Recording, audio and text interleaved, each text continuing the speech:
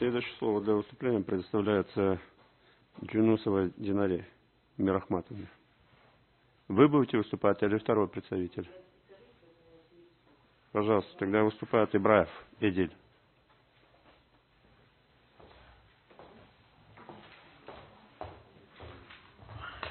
Уважаемый суд, позвольте начать выступление свое относительно разъяснения самого закона, да, в части защиты госсекретов непосредственно, да. То есть, что есть госсекреты? Это, согласно закону Кыргызской Республики о защите госсекретов, информация, хранящаяся и перемещаемая любыми видами носителей, затрагивающая обороноспособность, безопасность, экономические, научно-технические и политические интересы Кыргызской Республики, подконтрольная государству и ограничиваемая специальными перечнями и правилами, разработанными в соответствии с настоящим законом и другими нормативно-правовыми актами Кыргызской Республики. Неотъемлемой частью защиты государственных секретов является система защиты госсекретов. Это режим секретности, установленный нормативно-правовыми актами Кыргызской Республики, единый порядок обеспечения сохранности госсекретов, включающий в себя систему административно-правовых, организационных, инженерно-технических, криптографических и иных мер. То есть, по сути своей, мы понимаем то, что госсекреты нуждаются в систематической и всяческой защите. Возложена данная защита государственных секретов на уполномоченный орган, ведущий вопросами национальной безопасности, то есть на ГКНБ. По закону Кыргызской Республики о защите госсекретов хотелось бы сказать то, что много было отмечено, в связи с чем было указано относительно его соотношения с другими законами тех же стран СНГ, ОДКБ, РАД, ШОС. Хотели бы отметить то, что в данном случае в той же статье 15 есть допуск иностранных граждан к госсекретам. Это осуществляется лишь в тех случаях, когда имеется соответствующее соглашение международное. И в данном случае, во избежание противоречий и недопониманий многих, да, наш закон, который был признан утратившим силу, закон о защите госсекретов предыдущий, то есть настоящий закон был разработан в соответствии с модельным законом Межпарламентской ассамблеи государств-участников СНГ, согласно статье 30 которого также предусматривается то, что допуск должностных лиц и граждан к госсекретам предусматривает принятие на себя письменных обязательств перед государством по неразглашению доверенных сведений, составляющих госсекреты, согласие на частичные и временные ограничения их прав в соответствии со статьей 32, это условие прекращения допуска, и письменное согласие на проведение в отношении их полномочными органами проверочных мероприятий. То есть в данном случае даже модельный закон СНГ, он изначально закладывает такие нормы, направленные на защиту госсекретов непосредственно. Что бы хотелось также, извиняюсь, прошу прощения.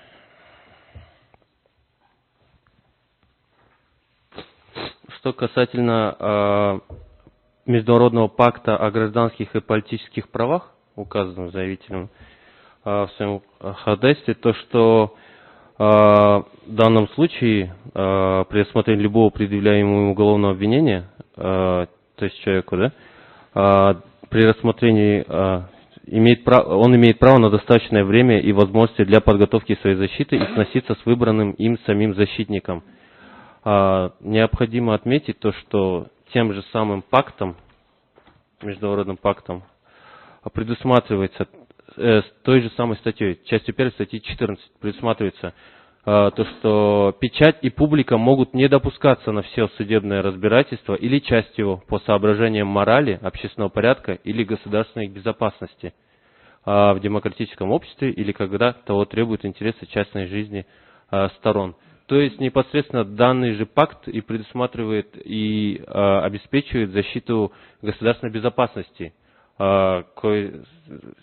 составляющей данной госбезопасности являются, несомненно, и госсекреты, разглашения, которые не подлежат разглашению.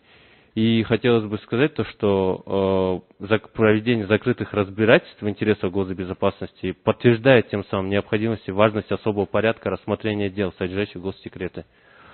Относительно соразмерного ограничения прав и свобод граждан, указанных в части 2 статьи 20 Конституции, хотелось бы, наверное, возможно, пояснение относительно данной нормы от себя добавить, то, что не должны приниматься законы и нормативно-правовые акты, ограничивающие конституционные права, тем более не должны быть приниматься подзаконные нормативно-правовые акты. В данном случае той же самой частью 2 предусматривается, что права и свободы человека и гражданина могут быть ограничены Конституцией и законами в целях защиты национальной безопасности. Также здесь говорится, такие ограничения могут быть введены также с учетом особенностей военной или иной госслужбы. Вводимые ограничения должны быть соразмерны указанным целям. То есть непосредственно даже на примере нашей службы, да, в органах национальной безопасности можно указать то, что имеется определенные конституционные ограничения, но они соразмерны ввиду, опять же, защиты государственных секретов. Да? И это необходимая норма, которая заложена в Конституции, направленные на непосредственно обеспечение национальной безопасности. Да? Как уже не раз говорил заявитель, то есть обращался к участникам процесса, хотелось бы отметить то, что в соответствии со статьей 1 Закона о национальной безопасности – состояние защищенности жизненно важных интересов личности, общества и государства от внутренних и внешних угроз. То есть, данное понятие, оно достаточно стандартное, и на территории СНГ, как минимум, оно поддерживается большинством членов, да, стран СНГ. Также хотел бы отметить относительно того, что в действительности поддерживаю вышеуказанные аргументы относительно того, что это не есть ограничение прав. А вот много вопросов было задано относительно того, считается ли это ограничением права. Приведу статистику, то есть от лица органов нацбезопасности, то, что ни одному представителю, адвокату, не было отказано в допуске за все время, то есть выдачи допусков непосредственно адвокатам. Данные ограничения, они как бы в том числе направлены и на защиту непосредственно и самих адвокатов, да? Потому что, вот опять же сделал выписку, то, что господин Мамбеков указал то, что Султанаев указал то, что есть другие механизмы в виде подписки, ответственности за разглашение, да, но подписка по своей природе, да, вот она отбирается у тех людей, которые вот в особом порядке, да, получают допуск, указанный в статье 16, опять же, да, а ответственность это уже является следствием, то есть мы в данном случае уже работаем с последствиями. Данная же норма направлена на предупреждение, то есть защиту в части того, чтобы она не была разглашена. То есть госсекреты не были разглашены. Тем самым, да, мы стараемся всеми возможными способами сохранить, да, то есть целостность государственных секретов. И также было сказано то, что ответственность за разглашение, она также содержится и предусмотрена и Уголовным кодексом разглашения гостайны, то есть разглашение сведений, составляющих гостайну, лицом, которому эти сведения были доверены или стали известны по службе или работе, да.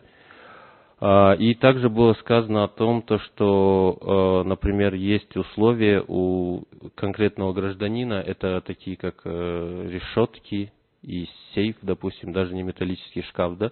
Но в данном случае это может явиться скорее исключением, нежели правилом, потому как, во-первых, это помещение может быть квартира конкретного гражданина Кыргызской Республики. Это частное имущество, что не подлежит государственной аттестации в качестве режимного объекта, да, то есть режимно-секретного. И по сути своей в доводах был приведен также и пленум Конституционного суда Российской Федерации, да, относительно того, что они перешли, да, и включили адвокатов. Но в данном случае у них имеется другая практика, у них имеются другие условия, что, несомненно, может, конечно, приниматься судом во внимание, но необходимо также и пролицеть на наши реалии, да, то есть не имеется достаточной возможности сохранения государственных секретов, что может повлечь, так скажем, большие нарушения режима и с дальнейшими последствиями, да. Это вопрос, большой вопрос, на самом деле, готова ли наша адвокатура к непосредственному обеспечению режима секретности. И также хотелось бы отметить то, что был указан некий конфликт интересов, ну, не непосредственно конфликт, а то, что орган следствия и выдача допуска госсекретам является одним и тем же, может являться, это ГКНБ, да, может являться и органом следствия, и выдачи допуска госсекретам, да. То есть в данном случае на нас законом и о госсекретах, и об органах национальной безопасности возложена организация системы защиты госсекретов, да.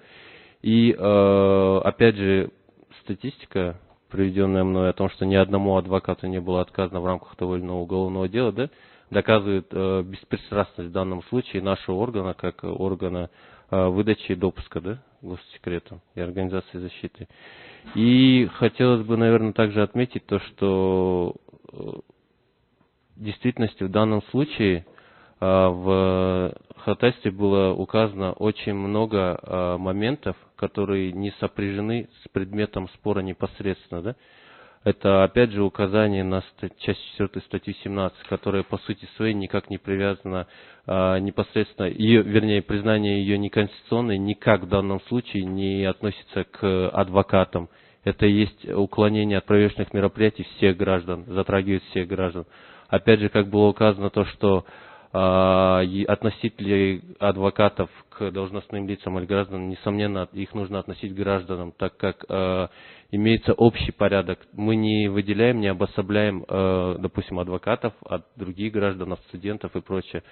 В данном случае имеются определенные процедуры, которые необходимо провести в отношении их для, допустим, даже для их собственной защиты. Потому что по результатам специально проверочных мероприятий может выявиться та информация, о которой не было известно даже самому адвокату, допустим, да, в отношении близких родственников. Ну, это в действительности в силу жизненных каких-то обстоятельств может произойти, да.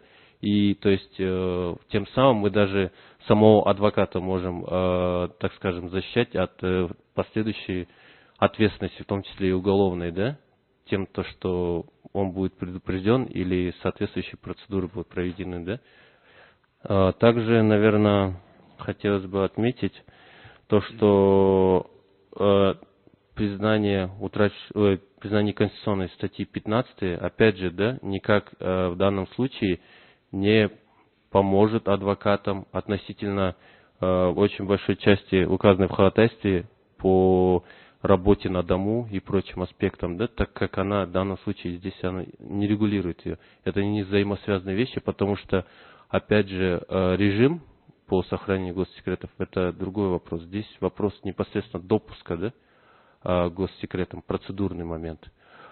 И, конечно же, было указано на то, что составной частью законодательства Крымской Республики является, и правовой системой является это международные соглашения, договора, да, а также общепризнанные принципы, да.